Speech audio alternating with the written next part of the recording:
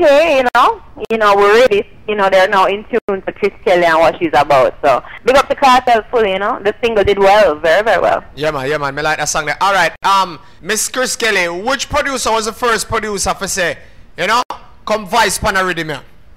The first producer I ever worked with was Yogi, but he now I Courtney John.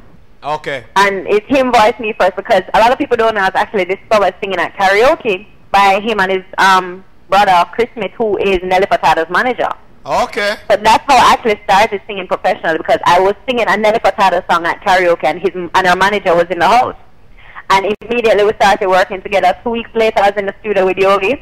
And we just started writing and recording music, and the rest was history. Everything started and snowballed from that point on. A sound from Canada log on to the show right now. So them need some info. Them need a dub plate from Kris Kelli, Dub plate, everything, may I tell you. The amount of dubs me have for this new song is crazy right now. Crazy. It's crazy. And jingles, I'm trying to get it out there as much as possible. So if anybody needs dubs or jingles from me, email me at kriskelli@hotmail.com. That's KRISKELLI@hotmail.com. Put in your request and I'll try to start out as quickly and as good as possible. And you know what we are going to do later on? We are going to type up the email address and thing. They can go to the Island Vibes website and get some more information upon Kris Kelli. And if they want it, we'll give them, give them the proper information until you can get in touch with you and thing, all right? Right, yes. I appreciate that. And which producer is your favorite to work with over the years? That's my favorite? Yeah. Oh, I've worked with some really amazing producers, to be honest with you, and I've worked from, I've done a lot of stuff with, obviously, Yogi. I worked with him for like 3 years. Then I worked with Christopher Birch. I've done stuff for Aris Cooper, which you played that song, We're Missing You. Yeah. And I worked with Shane Brown, Robert Livingston from Big Yard, I worked with Renaissance, I worked with Stan Robbie, I worked with everybody. I'm now working with Don Corleone.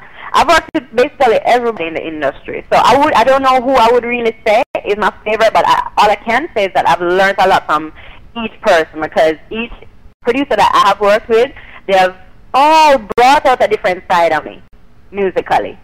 So I definitely have to big up the whole of them. All right, and you have many songs out there, as we said earlier on. Which single, which tune to you is the best and you like the most? Yeah. I think We're Missing You is one of my favorites, because it's definitely me pouring my heart out. True. When I did the music video, I was really crying. A lot of people think it was fake crying. If you watch the video on YouTube, or you can go on my face and watch it, I was really crying. It was very emotional for me to do. And to be honest with you, I lost somebody really close to me 7 years ago, and I did this song 2 years ago. So it took 5 years for me to actually put pen to paper and say, oh, I need to write it, because I felt like I wasn't really moving on from the situation.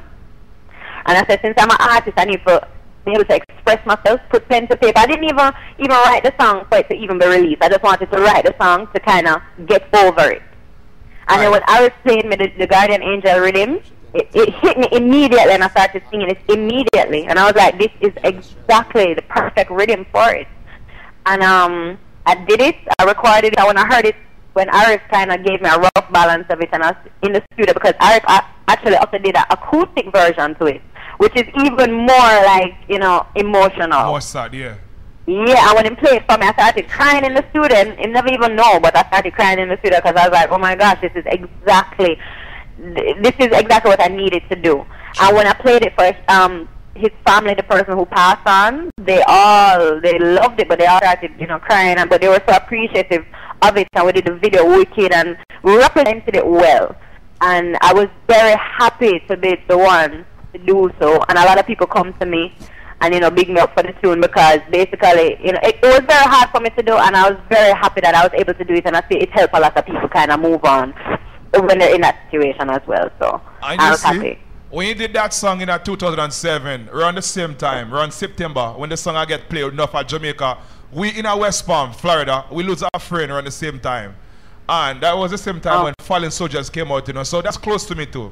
I see, right. As a matter of fact, the day of the funeral, we played that song. That was the first song we played at the funeral, after the funeral.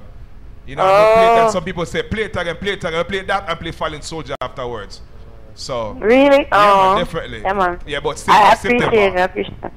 Yeah, man. You know, as an artist still, as much as I do things to help me, you know, to grow in this business or to even express myself a certain way, it's good to know that other people can look on it and use it and say, yo, whatever she say, I'm feeling what she's saying, I'm feeling what she's singing, and it's going to help me to move on as well. So trust me, it's very emotional for me to see that it helps other people, because even when I go on YouTube, I see people use it. If them lose a family member or a friend, them use it as their theme song. So it's a good thing, man. It's a positive vibe. True. As a female artist in Jamaica, do you think it's harder for a female artist or a male artist to bust on the scene? To be honest with you, it's hard for both male and female artists. It's just not an easy business. It's a cut and throat industry. But it's something that you really have to learn about. But do you think it's harder for a woman, or you think it's harder for a man? It's a fact that it's a male-dominated industry, especially in Jamaica. It's male-dominated, and that's a fact. Figures don't lie. There are more men in this industry than females. Right. But it does have its challenges as a female, because the fact that there aren't so many females in the business in Jamaica, it's as if a lot of people tend to not take us as serious as the males.